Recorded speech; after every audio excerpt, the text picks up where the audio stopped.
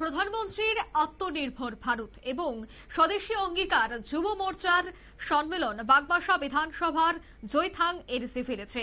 আত্মনির্ভর ভারত গড়ে তুলতেই স্বদেশী ভাবনা এবং দেশীয় উৎপাদনের অগ্রাধিকার দিতে হবে, এই মূল মন্ত্রকে সামনে রেখে বৃহস্পতিবার বাগবাসা বিধানসভার উদ্যোগে অনুষ্ঠিত হল যুব মোর্চার এক বিশেষ সম্মেলনের আয়োজন করা হয় জয়থাং প্রাথমিক বিদ্যালয়ের মাঠে। দুপুর 1টায় শুরু হয় এই কর্মসূচি, যেখানে উপস্থিত ছিলেন বাগবাসা বিধানসভার সদস্যরা।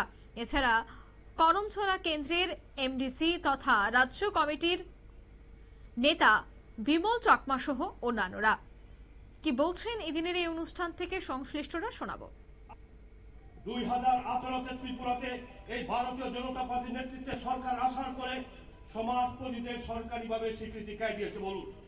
আজকে গীতা তোমরা তো বুক ফুলে তোমরা কথা বলতে পারো, আমরা জনজাতিদের অধিকার দিয়েছি, সামাজিক অধিকার দিয়েছি। সামাজিক অধিকার কে দিয়েছে? ভারতীয় জনতা পার্টির নেতৃত্বে সরকার দিয়েছে। এগুলো আমরা বলতে পারি না?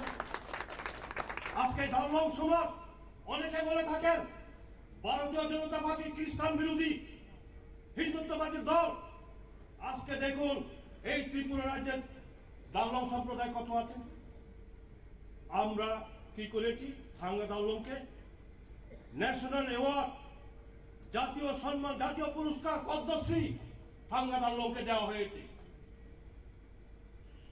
আপনারা শুনলেন এমডিসি বিমল চাকমার বক্তব্য। সম্মেলনে বক্তারা আত্মনির্ভর ভারত অভিযানের পাশাপাশি স্থানীয় উদ্যোগ, গ্রামীণ শিল্প, কৃষি উন্নয়ন এবং সামাজিক ঐক্যের প্রয়োজনীয়তা সম্পর্কেও বিস্তারিত আলোচনা করেন। শেষে দেশাত্মবোধক সঙ্গীতের মধ্য দিয়ে সম্মেলনের সমাপ্তি হয়। নিয়ে নিচ্ছি ছোট্ট একটি বিজ্ঞাপন বিরতির, সঙ্গে থাকুন।